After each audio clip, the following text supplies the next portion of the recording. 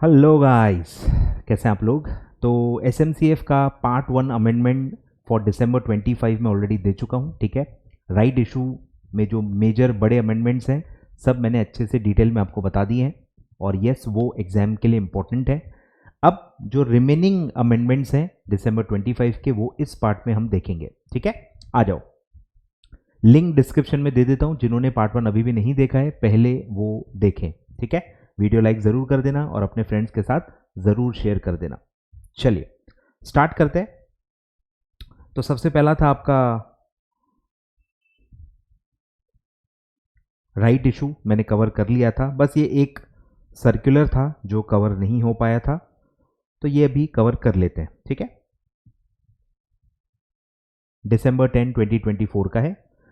तो T+0 आपको पता ही होगा, T+0 ऑप्शनल बेसिस पे लाया गया है। ठीक है, फेज पूरा एक चल रहा है, T+2 T+1 T+0, उसके बाद इंस्टेंट सेटलमेंट भी आने वाला है। ठीक है, तो ये सब चल रहा है। तो अभी T+0 ऑप्शनल बेसिस पे लाया गया है। तो अभी रिसेंटली सेबी ने डिसाइड किया है कि 500 टॉप कंपनीज पे पहले ही अप्लाई किया जाएगा। ठीक है, तो कैसे अप्लाई किया जाएगा, टॉप 500 कंपनीज कैसे चूज करेंगे, एक साथ पूरे 500 पे अप्लाई होगा कि उसमें भी पार्ट पार्ट में होगा, वो सब इस सर्कुलर में बताया गया है। ठीक है, एनहांसमेंट इन द स्कोप, पहले आई थिंक 25 कंपनीज पे ही लागू करने का सोचा गया था, अब उसको एनहांस कर दिया गया है। 500 कंपनीज पे फेज वाइज अप्लाई किया जाएगा, बड़ा सैंपल साइज लिया गया है। ठीक है, एनहांसमेंट इसलिए लिखा हुआ है, enhancement in the scope of optional. ठीक है, ऑप्शनल ही है, अभी भी मैंडेटरी नहीं हुआ है, ट्रायल बेसिस पे चल रहा है। ठीक है, optional T+0 rolling settlement cycle. ठीक है, T+0 मतलब सेम डे आपका सेटलमेंट हो जाएगा। T+0 मतलब जिस दिन पे ट्रांजैक्शन हो रहा है उसका पूरा सेटलमेंट भी उसी दिन पे हो जाएगा, T+0 in addition to the existing T+1 settlement cycle in the equity cash market। ठीक है, तो अभी T+1 ऑलरेडी मैंडेटरी सब पे चल रहा है, T+2 था, T+1 आ चुका है, मैंडेटरी हो चुका है, अब T+1 से हम शिफ्ट होने के कगार पे हैं T+0 में। तो ट्रायल चल रहा है, ऑप्शनल बेसिस पे T+0 इसलिए लाया जा रहा है। ठीक है, SEBI wide the circular has increased the number of eligible scripts from trading under optional basis to top 500 scripts in terms of MCAP। आपको पता ही है, जब भी लिस्ट बनाई जाती है मार्केट कैपिटलाइजेशन के बेसिस पे ही बनाई जाती है। ठीक है, और अभी जो 500 कंपनीज पे लागू होगा वो लिस्ट बनेगी 31 दिसंबर 2024 के बेसिस पे। 31 दिसंबर 2024 पे जो टॉप 500 कंपनीज आएंगी बेस्ड ऑन मार्केट कैपिटलाइजेशन वो लॉक हो जाएंगी कि उन पे ये ट्रायल किया जाएगा। ठीक है, the scripts will be made available for trading and settlement starting with the scripts at the bottom 100 पहले कंपनीज पे अप्लाई हो जाएगा और ऐसे करते करते 100 कंपनीज पे हर महीने वो अप्लाई होगा। ठीक है, जनवरी 31 से ये स्टार्ट होगा, जनवरी 31 2025 पहले 100 फिर 100 फिर 100 फिर 100 ऐसा करते करते मई एंड तक पूरे 500 कंपनीज इसके दायरे में आ जाएंगे। ठीक है, out of the aforesaid 500 companies and gradually include the next bottom 100 companies every month till the top 500 companies available for trading in the optional T+0 settlement cycle। ठीक है, तो ये फेज वाइज इन्होंने हर मंथ बता दिया। लिस्ट जो बनेंगी top 500 की वो 31 दिसंबर 2024 के डेट के हिसाब से बन जाएगी, लॉक हो जाएगी। फिर ये दिया हुआ है कि भाई अब आपको अपग्रेड करना है, T+0 करना है, तो सिस्टम्स प्रोसेसेस रिक्वायरमेंट सब उसको अपग्रेड करना पड़ेगा। Stock brokers who are designated as qualified stock brokers, ठीक है, आपने एक दो जगह पढ़ा हुआ है, तो QSB जो है and meet the parameter of minimum number of active clients for qualification as QSB as on 31 December 2024 shall put in place. ठीक है, कुछ लोगों को तैयार किया जा रहा है कि जो भी QSB में आते हैं और जो मिनिमम क्लाइंट्स का क्राइटेरिया फुलफिल करेंगे उनको ये सर्विस देनी है, वो लोग T+0 उनको ये सर्विस देनी है, अवेलेबल रहना है क्लाइंट्स के लिए। ठीक है, तो shall put in place necessary systems and processes for enabling seamless participation of investors in optional T+0 settlement cycle. However, जो नए नए हैं उनको थोड़ा रिलैक्सेशन दिया गया है। New QSB shall put in place necessary system within 3 months, 3 महीने का समय उनको दिया गया है, ठीक है। लेकिन जो एग्जिस्टिंग क्वालिफाइड स्टॉक ब्रोकर्स हैं उनको पूरी तैयारियां करनी है, सिस्टम्स प्रोसेसेस बिल्ड करने हैं ताकि वो T+0 सेटलमेंट कर पाए, ठीक है। To ensure smooth implementation, the market infrastructure institution यानी डिपॉजिटरीज और stock markets shall publish operational guidelines including mechanism for trading, clearing and settlement, risk management, etc. and frequently asked questions along with the list of eligible scripts and list of qualified stock brokers for optional T+0 settlement cycle and disseminate the same on their respective website. तो इनको पूरा lock करके सब disclose कर देना है कि top 500 में कौन आ रहा है और कौन कौन से क्वालिफाइड स्टॉक ब्रोकर्स होंगे जो T+0 सेटलमेंट साइकिल का सर्विस देंगे, ठीक है। तो ये इंपॉर्टेंट है, ठीक है। इतना तो भी आपको पढ़ के जाना है, क्लियर है। चलिए, यहां से तो मैंने आपको सारे अमेंडमेंट्स ऑलरेडी पढ़ा दिए। तो हमारा जो पब्लिक इक्विटी है, ठीक है, पब्लिक इक्विटी जो है raising from public equity, public funding, ये हमारा कंप्लीट हो गया है। आगे बढ़ते हैं। अब है REIT एंड INVIT। इसमें 2 अमेंडमेंट्स हैं, मतलब एक INVIT में है और एक REIT में है। बट जिस तरह से आपको दिए गए हैं वो मतलब इंस्टीट्यूट के हिसाब से इंपॉर्टेंट नहीं है, ठीक है। देखो, पहले तो डेट के हिसाब से कौन से आपके दायरे में आते हैं, 2 ही आते हैं, ठीक है। नवंबर 13 ये तो पिछले अटेम्प्ट में था, यहां तक सब पुराने अमेंडमेंट्स हैं। ये देखो April 2 एंड April 23, ये अमेंडमेंट्स आपके दायरे में आ रहे हैं। एक INVIT का है और एक REIT का है। दोनों में सिमिलर लाइंस पे अमेंडमेंट्स आए हैं और मल्टीपल टॉपिक्स पे अमेंडमेंट्स आए हैं, ठीक है।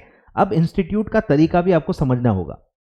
जहां जहां मल्टीपल अमेंडमेंट्स आते हैं, काफी जगह आप देखोगे पूरे के पूरे अमेंडमेंट्स दिए होते हैं, क्योंकि इंस्टीट्यूट चाहती है कि वो आप डिटेल में पढ़ के जाओ। अब कुछ अमेंडमेंट्स ऐसे भी होते हैं जो ऐसे टॉपिक्स में अमेंडमेंट आ रहा है जो आपके मॉड्यूल में ही नहीं है। टेक्निकली मतलब इंस्टीट्यूट ने वो मेन टॉपिक ही आपको नहीं दिया है, तो उसके अमेंडमेंट्स कैसे देगी, आप पढ़ोगे कैसे। इंस्टीट्यूट को भी तो फिर पूरा पुराना मटेरियल देना पड़ेगा ना। वो टॉपिक ही जब मॉड्यूल में नहीं है तो उसके अमेंडमेंट्स भी इसीलिए ऐसे समराइज्ड वे में रेफरेंस देके निपटा दिया जाता है, ठीक है। तो ये अमेंडमेंट इतने इंपॉर्टेंट नहीं है। अमेंडमेंट्स हैं छोटे छोटे मल्टीपल जगहों पे है, लेकिन इंस्टीट्यूट के हिसाब से देखो, इंस्टीट्यूट ने आपको ज्यादा डिटेल में नहीं दिए हैं, ठीक है। तो ये मैं कट कर रहा हूं क्योंकि जो टॉपिक अमेंड हो रहा है वो टॉपिक ही नहीं पढ़ा है, तो अमेंडमेंट कैसे समझेगा, चांस ही नहीं है ना, ठीक है। तो ये सब कट कर दो, दोनों इंपॉर्टेंट नहीं है, ठीक है। आगे बढ़ते हैं। फिर है प्राइवेट फंडिंग, ठीक है। AIF में 1-2 अमेंडमेंट्स हैं, वो पढ़ लेते हैं अपन। प्राइवेट फंडिंग, ठीक है, AIF आ जाओ। सितंबर, अक्टूबर, दिसंबर, ठीक है, यहां से आपके अमेंडमेंट्स एप्लीकेबल है। तो सबसे पहला है प्रो राटा एंड पारी पासू राइट्स ऑफ इन्वेस्टर, ठीक है। एक ही ये एकमात्र ऐसा इंपॉर्टेंट टॉपिक है जो मुझे लगता है कि एग्जाम में आ सकता है, ठीक है। बाकी ठीक ठाक है, कुछ ज़्यादा इंपॉर्टेंट नहीं है। ये अच्छा टॉपिक है, नया टॉपिक है और प्रैक्टिकली भी इंपॉर्टेंट है, ठीक है।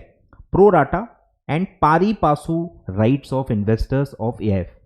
पहले दो वर्ड्स के मतलब समझ लो, पता होगा आपको, मैं जस्ट रिवाइज करा रहा हूं।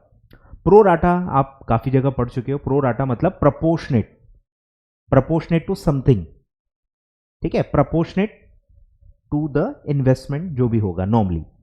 पारी पासू का मतलब क्या होता है, इक्वली, तो दोनों अलग अलग है। प्रो राटा मतलब आपके इन्वेस्टमेंट के रेशो में आपको राइट्स मिलेंगे, पारी पासू का मतलब है इक्वल राइट्स मिलेंगे। या आप इक्विटी और काफी इंस्ट्रूमेंट्स में पढ़ चुके हो, लॉ जो भी हो, कंपनीज एक्ट हो या सेबी हो, इन जनरल जो आप रूल पढ़ते हो कि पारी पासू राइट्स होने चाहिए, इक्विटी होल्डर्स जो भी हैं उनके पारी पासू राइट्स होने चाहिए, ऐसा आप पढ़ते हो।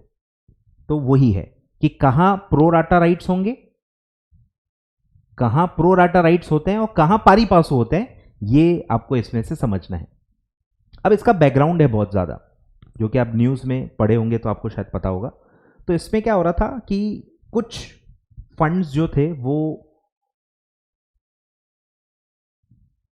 डिसप्रपोर्शनेट राइट्स दे रहे थे, प्रायोरिटी वाले राइट्स दे रहे थे कि कुछ इन्वेस्टर्स को प्रायोरिटी मिलेगी डिस्ट्रीब्यूशंस में, कि पहले आपको डिस्ट्रीब्यूट करेंगे, एक फिक्स रेट पे डिस्ट्रीब्यूशन आपको मिलेगा और उसके बाद जो बचेगा वो रिमेनिंग वालों को इक्वली दे दिया जाएगा।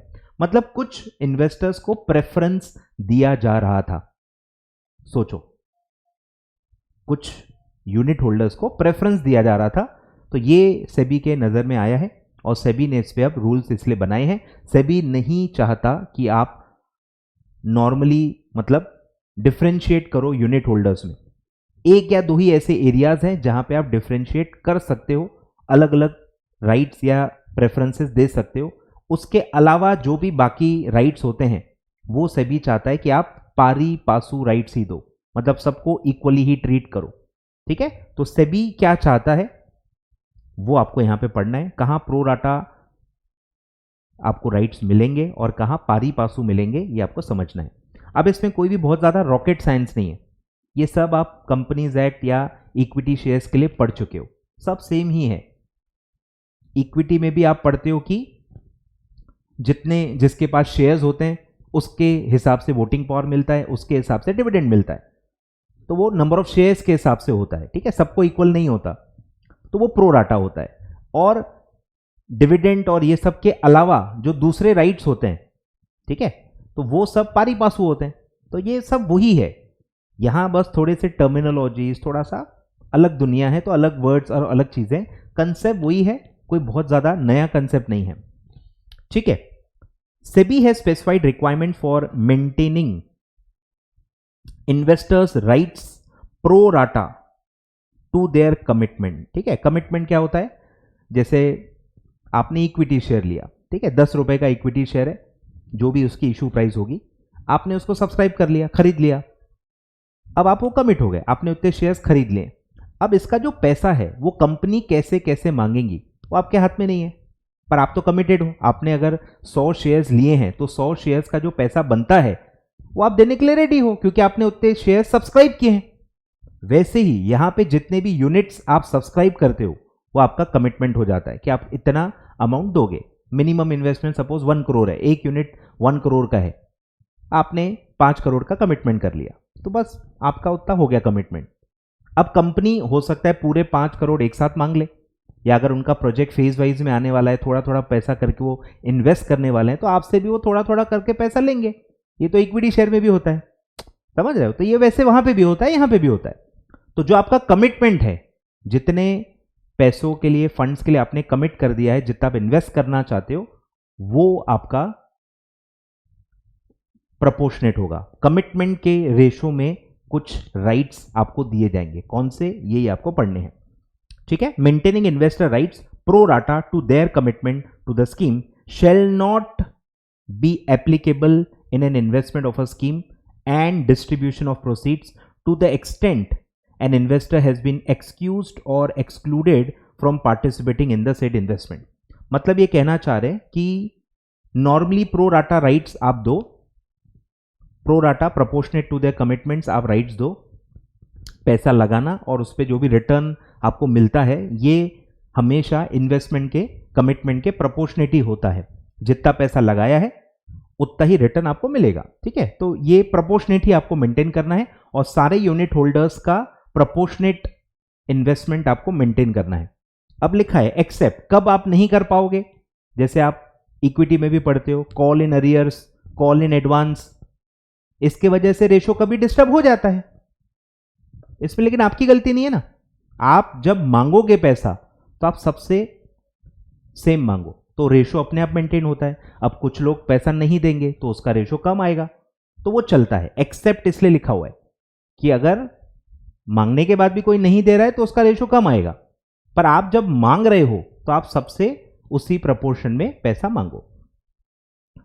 To the extent an investor has been excused or excluded from participating in the said investment, or an investor has defaulted on providing in or her his or her pro rata contribution for the said investment. ठीक है, तो ये बस क्या कह रहे हैं कि आप मेंटेन करो, प्रो राटा मेंटेन करो। कैसे मेंटेन करेंगे कि जब भी हम मांगेंगे हम सबसे उसी रेशो में पैसा मांगेंगे।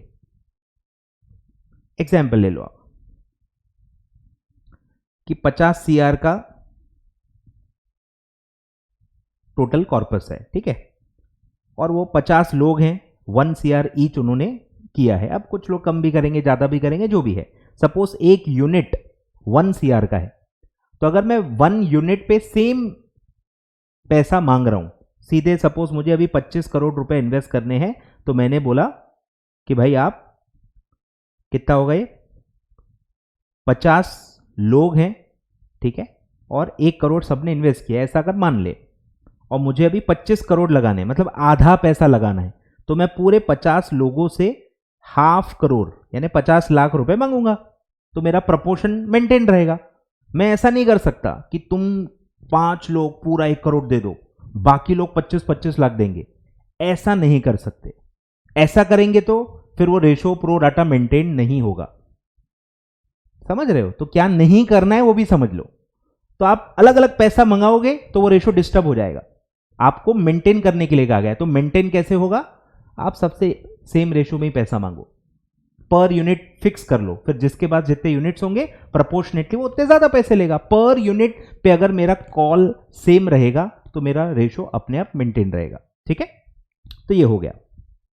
तो पहला क्लॉज कहता है कि भाई आप रेशो मेंटेन करो, कोशिश करो। एक्सेप्शन रहेंगे ही, कुछ पैसा कोई दे नहीं पा रहा है, डिफॉल्ट कर रहा है, तो वो रेशो थोड़ा बहुत डिस्टर्ब हो सकता है। Further, the requirement of maintaining pro rata rights of investors in distribution of proceeds of investment of a scheme shall not be applicable to the extent returns or profits on the investment is shared by investor with the manager or sponsor। अगर आपने profit sharing agreements किए हुए कि कुछ वो भी subscribe करेंगे, कुछ आप उनको रिटर्न दे दोगे, तो वो सब मतलब एग्रीमेंट के तहत होगा। अगर मैंने मेरा प्रॉफिट 25% किसी को देने का वादा किया है क्योंकि उन्होंने भी पैसे लगाए हैं, तो यूनिट होल्डर ऐसा नहीं बोल सकता कि मुझे टोटल का मेरे हिसाब से दो। अरे भाई, आपके एएफ ने अगर शेयरिंग का एग्रीमेंट किया है तो वो शेयर करने के बाद जो बचेगा उसका प्रो राटा आपको मिलेगा, ठीक है। तो वो इसलिए दिया हुआ है कि प्रो राटा का ये मतलब नहीं है कि आप प्रॉफिट शेयरिंग एग्रीमेंट्स को भूल जाओ। प्रॉफिट शेयरिंग एग्रीमेंट्स हैं तो आपको शेयर कर दो और उसके बाद जो बचेगा वो आप प्रो राटा बांटो, ठीक है। Shall not be applicable to the extent returns or profits of the investment is shared by investor with the manager or sponsor of the AIF in terms of contribution agreement executed between them। तो proper contribution agreement किया है, sharing आपने decide किया है, तो agreements को honour करना पड़ेगा और वो करने के बाद जो बचेगा वो आप प्रो राटा बांटो। क्लियर है? अब ये सब देखेगा कौन? मेंटेन करो प्रो राटा। अब सेबी के पास इतना टाइम है क्या?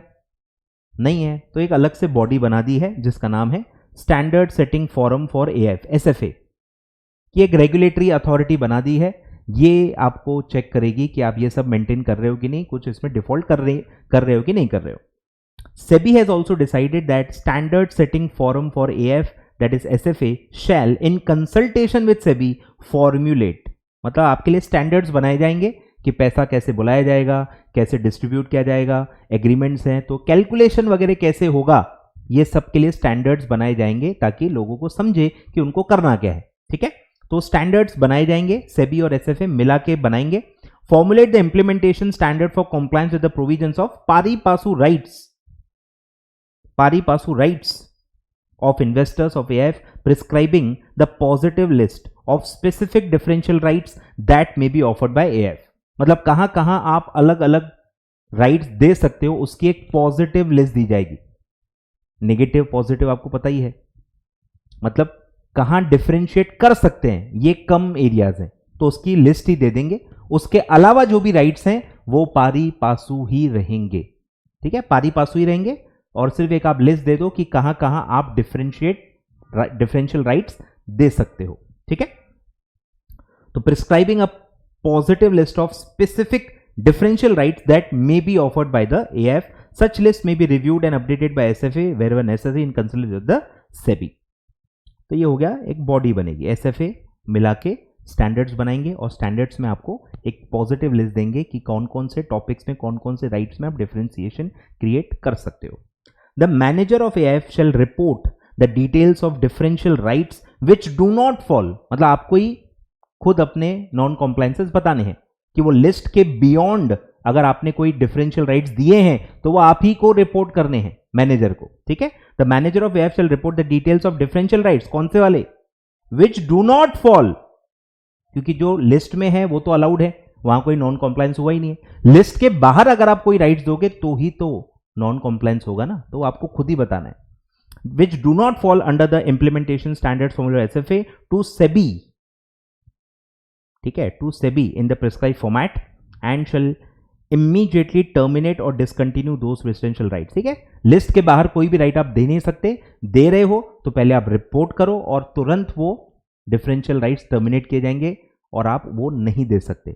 जो भी लिस्ट है, जो अलाउड है, उन्हीं में डिफरेंशियल राइट्स आप दे सकते हो, उसके अलावा नहीं दे सकते, ठीक है। फर्दर एक एक्सेप्शन इन जनरल है ही कि जो लार्ज वैल्यू फंड्स होते हैं उनको डिफरेंसेस क्रिएट करने के लिए वैसे भी अलाउ किया जाता है, तो एक पूरी अलग ही एक्सेप्शनल दुनिया है, क्योंकि लार्ज वैल्यू फंड्स हैं, बड़ा पैसा आपको इकट्ठा करना है तो वहां डिफरेंशियल राइट्स देने पड़ते हैं, तो वो पहले ही दिया है। Further large value funds for accredited investor, ये इन जनरल इन्वेस्टर के लिए रहता भी नहीं है, अक्रेडिटेड इन्वेस्टर में जो आता है वही लोग लार्ज वैल्यू फंड में इन्वेस्ट कर सकते हैं। तो large value funds for accredited investors whose private placement memorandums are filed with SEBI for launch of scheme post the date, ठीक है, ये रूल आने के बाद जो भी स्कीम्स आएंगी post the date of issuance of this circular may avail exemption from the requirement of maintaining pari passu rights among investors by making appropriate disclosures in the placement memorandum and obtaining undertaking from the accredited investor, ठीक है। तो exception allow किया है कि जो भी लोग बाद में अब बनाएंगे, ठीक है, वो चाहे तो एग्जम्पशन मांग सकते हैं इन पारी पासू राइट से, क्योंकि उनको डिफरेंशियल राइट्स देने पड़ सकते हैं, ठीक है। तो क्या दो रिक्वायरमेंट्स हैं, पहला उसमें आपको डिस्क्लोजर देना पड़ेगा, पहले डिस्क्लोजर देना पड़ेगा कि ये राइट्स हम अलग अलग देंगे और हमने इसका एग्जम्पशन लिया हुआ है, डिस्क्लोज कर दो पहले, और जो भी इन्वेस्टर्स हैं उनका भी कंसेंट ले लो कि उनको कोई प्रॉब्लम नहीं है, ठीक है। तो लार्ज वैल्यू फंड्स ऐसा कर सकते हैं। और लास्ट कॉम्प्लायंस दिया है, द ट्रस्टी और sponsor of AIF as a case में be shall ensure that the compliance test report CTR prepared by the manager includes compliance with the provisions of this circular। तो जो regular CTR आप file करते हो उसमें ये compliance का भी रिपोर्टिंग आ जाना चाहिए, ठीक है। क्लियर है क्या? तो ऐसे 4-5 पॉइंट्स हैं, ठीक है। क्लियर है क्या? देख लो अच्छे से, यही एक ढंग का अच्छा अमेंडमेंट है एग्जाम के रिलेटेड। 4-5 पॉइंट्स बना लो, आगे बढ़ते हैं। फिर एक एग्जिस्टिंग अमेंडमेंट था, ये भी आपके सिलेबस में नहीं है, इंस्टीट्यूट ने ये भी अमेंडमेंट दिया था पर ऐसे ही रेफरेंस में ही छोटे छोटे में निपटा दिया, जबकि अपने आप में बहुत बड़ा अमेंडमेंट है।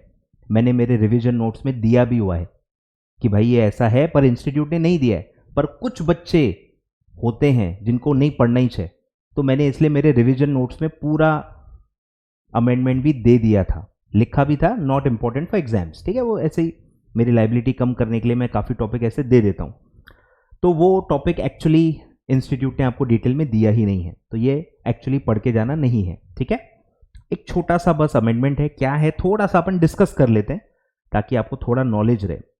तो कॉर्पोरेट डेट मार्केट, ये तो आप पढ़ते ही हो, सीडीएम कॉर्पोरेट डेट मार्केट, इसके डेवलपमेंट के लिए एक फंड बनाया है गवर्नमेंट ने।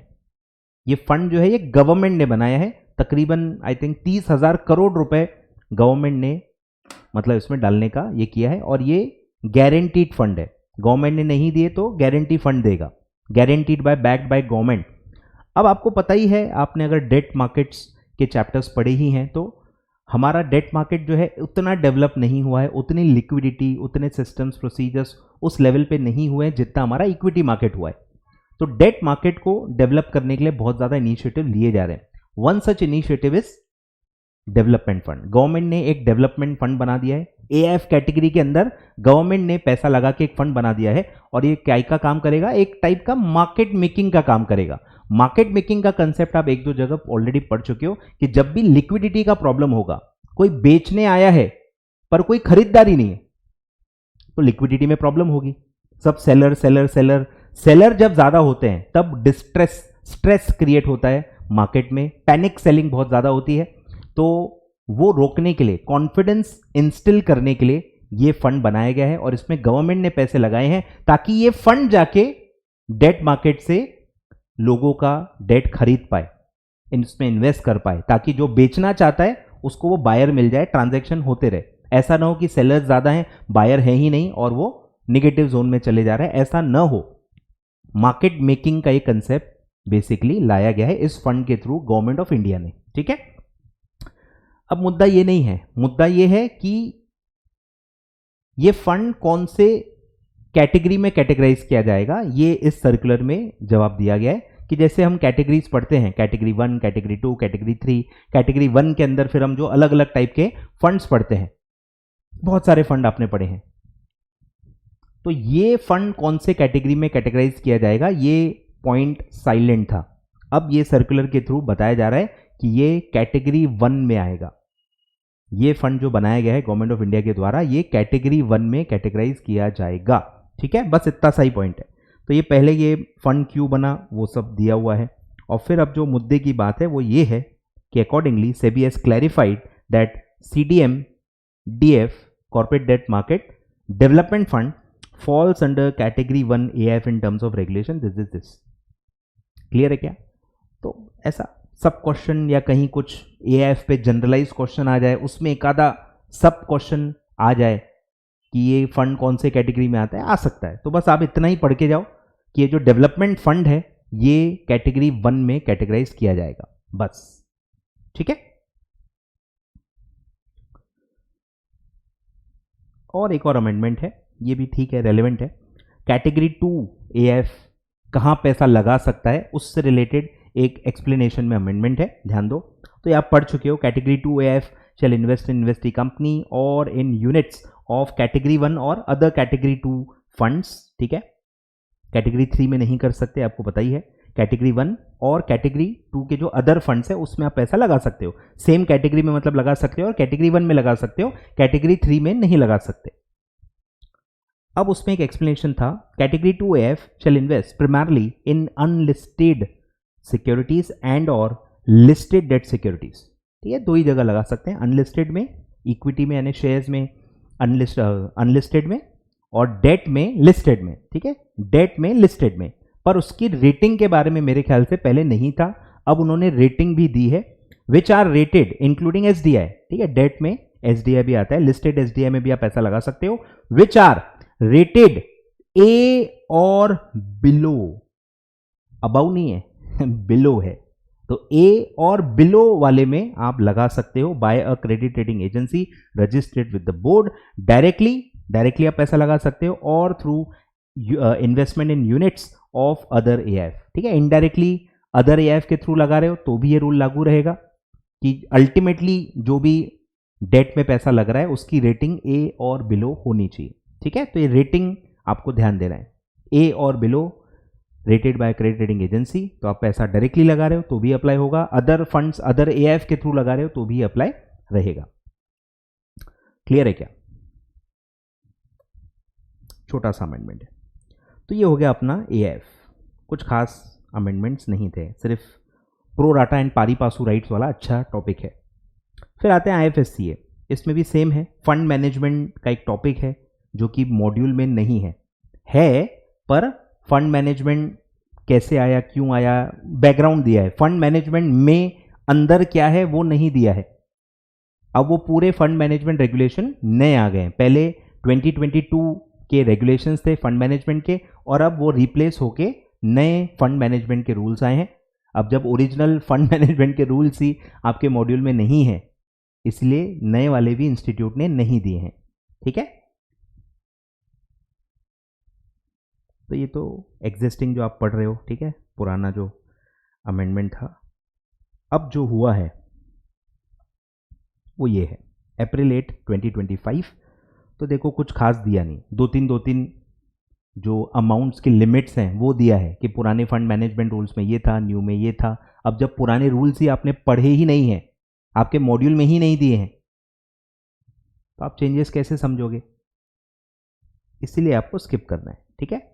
जैसे इसमें दिया हुआ है कि इंक्रीज वैलिडिटी पीरियड 6 मंथ से 12 मंथ्स कर दिया है, मिनिमम कॉर्पस रिक्वायरमेंट घटा दिया है, $5 मिलियन से $3 मिलियन दिया है। तो ये ऐसे आपको अगर रट के जाना है तो जा सकते हो, just because of the pressure ऐसे आप 2-4 लेने रट के भले आप चले जाओ, बट पुराने जब रेगुलेशन ही आपके सिलेबस में नहीं है, मॉड्यूल में नहीं है, तो नए रेगुलेशन की चीज़ें भी आपको क्या ही समझेंगी, ठीक है। तो इसलिए ये कट कर दो, रेलेवेंट नहीं है क्योंकि मॉड्यूल में नहीं दिया है। आगे बढ़ते हैं, फिर है डेट का एक ही अमेंडमेंट है, December 11, 2024। इसमें एक कंसेप्ट आप पढ़ चुके हो, ग्रीन डेट सिक्योरिटी, वो अब बंद कर दिया गया है, ठीक है। Regulation 26 pertaining to issuance of green debt securities is omitted. Yes, green debt security के जो रेगुलेशंस हैं जो आपने पढ़े भी होंगे, डिस्क्लोजर रिक्वायरमेंट्स ये वो सब था उसके अंदर, और उस पर पास में क्वेश्चन भी आए होंगे, तो वो कंसेप्ट ओमिट हो गया है, रेगुलेशन 26 ओमिट हो गई है, ठीक है। और एक नया कंसेप्ट आया है ESG debt securities, new definition add की है ESG डेट सिक्योरिटी, मतलब वाइडर टर्म, वाइडर कंसेप्ट लाया गया है जिसके अंदर ग्रीन डेट सिक्योरिटी भी इंक्लूडेड है। ऐसा नहीं कि ग्रीन डेट बंद हो गया, उससे बड़ा टर्म डाला गया है जिसके अंदर ग्रीन डेट को भी इंक्लूड कर दिया गया है, ठीक है। तो ध्यान दो, SEBI has notified ILNCS regulations which shall came into force on the date of the publication of official gazette. With this notification, the following amendments has been made in SEBI ILNCS. A new definition ESG debt security, ठीक है। Debt security है लेकिन कौन से zone की है, ESG, क्योंकि आपको सब पता ही है, ठीक है, एनवायरमेंट, सोशल एंड गवर्नेंस से रिलेटेड है। अब उसमें ऐसी लिस्ट बना दी गई है कि ये सिक्योरिटीज ESG डेट सिक्योरिटी में आ जाएंगी और वो रेगुलेशन सबके लिए कॉमन रहेंगे। Is inserted which means number 1 green debt securities, ठीक है। Green debt security is a ESG security, social bonds, sustainability bonds, sustainability linked bonds, ठीक है, 1 2 3 4, ये डायरेक्ट उन्होंने लिस्ट ही बना दी है कि ये 4 सिक्योरिटीज हैं, या फिर और any other types of bonds by whatever name called. उसमें क्या फीचर होना चाहिए, that are issued in accordance with such international framework as adapted और adjusted to suit the Indian requirements that are specified by SEBI from time to time and any other securities as may be specified by board। तो ऐसे 5 points आपको ध्यान रखने हैं कि 5 चीजों को इंक्लूड किया गया है as a ESG debt security. An issuer desirous of issue and listing ESG debt security shall comply with such condition as may be specified. तो ये अलग से SEBI नोटिफाई करेगा, पूरा प्रोसीजर, पूरे डिस्क्लोजर नॉर्म सब अलग से आएंगे। अभी सिर्फ डेफिनेशन ऐड की गई है, तो ये डेफिनेशन आ सकती है, ठीक है। ये सेकंड इंपॉर्टेंट टॉपिक है जो आपको याद करके जाना चाहिए। क्लियर है क्या, क्लियर है क्या? आगे बढ़ते हैं। अब लास्ट टॉपिक है वो है इंटरमेजरीज, ठीक है। इसमें बहुत ही छोटा सा अमेंडमेंट है, फटाफट बता देता हूं। 2 इंटरमेजरीज में अमेंडमेंट्स हैं। एक है आपका investment adviser, December 16 investment adviser, ठीक है। उसमें एक कंसेप्ट होता था which is capped, capital adequacy requirement, ठीक है। हर इंटरमीडिएट में आप पढ़ते ही हो कि कैपिटल एडिक्वेसी रिक्वायरमेंट्स होती हैं। अभी एज ऑफ नाउ 2 इंटरमीडिएट में ये कंसेप्ट बंद करके डिपॉजिट रखने का कंसेप्ट आया, ठीक है। डिपॉजिट, पैसा या सिक्योरिटीज या कहीं ना कहीं आप पैसा इन्वेस्ट करो, डिपॉजिट करो, ठीक है। तो नेटवर्थ रिक्वायरमेंट जो होती थी, जिसको आप कैपिटल एडिक्वेसी कहते हो, उसको अभी डिपॉजिट नाम दे दिया गया, ठीक है। तो कैपिटल एडिक्वेसी कुछ नहीं है, डिपॉजिट है जो आपको मेंटेन करना है based on the clientele. Clients कितने हैं उसके हिसाब से आपको डिपॉजिट रखना पड़ेगा। जैसे जैसे क्लाइंट्स बढ़ेंगे वैसे वैसे डिपॉजिट बढ़ेगा, और ये दोनों के लिए सेम रखा गया है। तो मैं एक ही पढ़ाऊंगा, दोनों के लिए एप्लीकेबल है। रिसर्च एनालिस्ट में भी सेम है और इन्वेस्टमेंट एडवाइजर के लिए भी सेम है, ठीक है। तो क्या कंसेप्ट है, इन्वेस्टमेंट एडवाइजर शैल मेंटेन, ठीक है, आपको ये मेंटेन करना है अ डिपॉजिट ऑफ सच सम, जो हम पढ़ेंगे नीचे, as may be specified by board. Deposit shall be maintain with the scheduled bank, ठीक है। ये कहाँ डिपॉजिट रखना है, शेड्यूल्ड बैंक में ही रखना है, जो कि लीन मार्क्ड रहेगा, ठीक है, जिसपे चार्ज रहेगा, लीन रहेगा, marked as lien in favour of a body or body corporate recognized by SEBI for the purpose of administering and supervision of investment advisor, जिसका नाम मैं आपको बताऊंगा। अलग से बॉडी बनाई गई है जो काम ही है जिसका ये देखना कि डिपॉजिट मेंटेन हो रहा है कि नहीं हो रहा है, और जब उसकी नीड होगी तो डिपॉजिट को यूज किया जाएगा। ठीक है, मतलब जब भी आप डिफॉल्ट करोगे, कोई ड्यू भरना है पर आप नहीं भरोगे, तो वो ये डिपॉजिट में से वसूल किया जाएगा, इसलिए उसका नाम डिपॉजिट है। ठीक है, अब दिया है देखो, provided that such deposit shall be available. Lien मतलब बाकी जो एडवाइजर है वो उसको यूज नहीं कर सकता, पर जब इसमें से नॉन कॉम्प्लायंस या कोई पैसे वसूल करने के लिए पैसा वसूल करना है तो उसके लिए लीन नहीं होगा, बॉडी उसमें से जो चार्जेस रिकवर करनी है वो कर सकती है। Provided that such deposit shall be available for utilisation in case of investment adviser fails to pay the dues emanating out of arbitration and conciliation proceedings if any under the online dispute resolution mechanism or such other mechanism as may be specified। तो कहीं भी adviser को dues भरना है और वो नहीं भर रहा तो इस डिपॉजिट से रिकवर किए जाएंगे। ठीक है, तो ये छोटा सा कंसेप्ट है, ध्यान देना। डिपॉजिट रखना है, अमाउंट हम पढ़ेंगे, शेड्यूल बैंक में ही रखना है, लीन चार्ज होना चाहिए इन फेवर ऑफ अ बॉडी, जो भी मैं नाम बताऊंगा आपको, और फिर जब भी पैसे यूटिलाइज करने की बारी आएगी तो उसके लिए वो अवेलेबल होने चाहिए।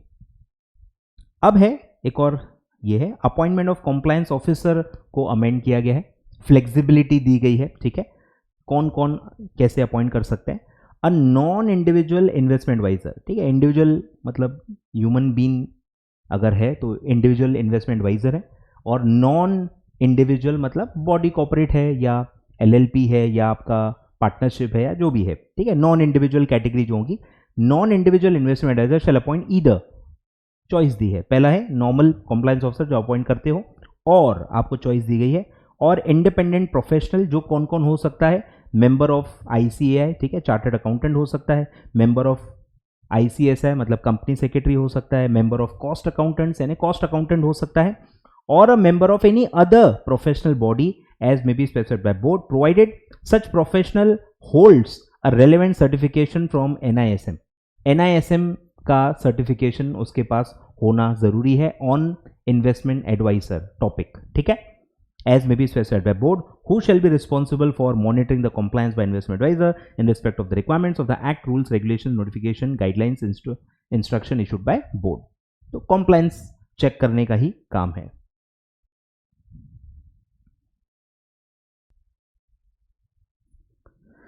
ठीक है, तो कॉम्प्लायंस का ही काम है। अब है कि जब जब आप इंडिपेंडेंट प्रोफेशनल रख रहे हो, मतलब आप नॉर्मल जो कॉम्प्लायंस ऑफिसर होता है नॉर्मल वाला वो नहीं रख रहे हो, इंडिपेंडेंट प्रोफेशनल यानी ये सेकेंड क्लॉज वाला रख रहे हो। ठीक है, तो जो आपका प्रिंसिपल ऑफिसर है, आपके इन्वेस्टमेंट एडवाइजर का जो भी प्रिंसिपल ऑफिसर है, क्योंकि ये नॉन इंडिविजुअल इन्वेस्टमेंट एडवाइजर है ना, तो आपका एक प्रिंसिपल ऑफिसर होगा, उसको एक अंडरटेकिंग देनी पड़ेगी। ठीक है, ध्यान दो कि वे independent professional refer to in subsection 1 of this regulation is appointed for monitoring compliance, the principal officer shall submit an undertaking to the effect that principal officer will be responsible. ठीक है, एक जिम्मेदारी उसको खुद को लेनी पड़ेगी, क्योंकि आपने नॉर्मल कंप्लायंस ऑफिसर नहीं अपॉइंट किया है, आपने इंडिपेंडेंट प्रोफेशनल अपॉइंट किया है, तो जिम्मेदारी प्रिंसिपल ऑफिसर को लेनी पड़ेगी ऑन पेपर कि principal officer shall be responsible for monitoring the compliance in respect of the act, regulation, rules, notification, guidelines और इंस्ट्रक्शंस इशूड बाय बोर्ड। ठीक है, तो ये आपका अमेंडेड डेफिनेशन है, अमेंडेड रूल है फॉर कंप्लायंस ऑफिसर। क्लियर है क्या? अब ये सारे exactly same amendments research analyst के भी रेगुलेशन में किए गए। ठीक है, जैसे कि क्या, जैसे कि कैपिटल एडिक्वेसी, डिपॉजिट रूल्स हैं, एग्जैक्टली सेम है। फिर जो अपॉइंटमेंट ऑफ कंप्लायंस ऑफिसर का है एग्जैक्टली सेम है। ठीक है, पूरा सेम है। ठीक है, तो अब अपन पढ़ते हैं कि ये कितना सम जो है वो कितना आपको डिपॉजिट रखना है। इन बोथ गाइडलाइन सेम है। तो ये वो डिपॉजिट है। ठीक है, अब कोई कैपिटल एडिक्वेसी का रिक्वायरमेंट नहीं है। ठीक है,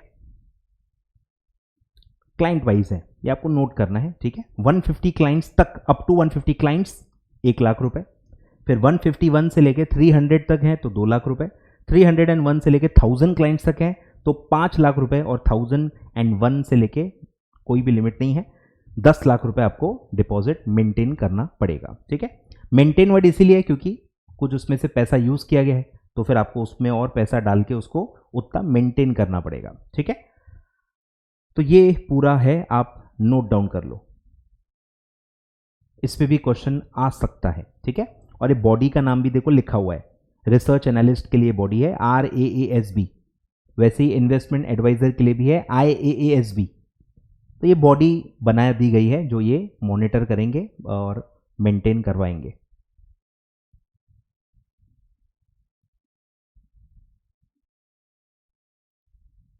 ठीक है, तो बॉडी का नाम लिख लो, ये है research analyst administration and supervisory body.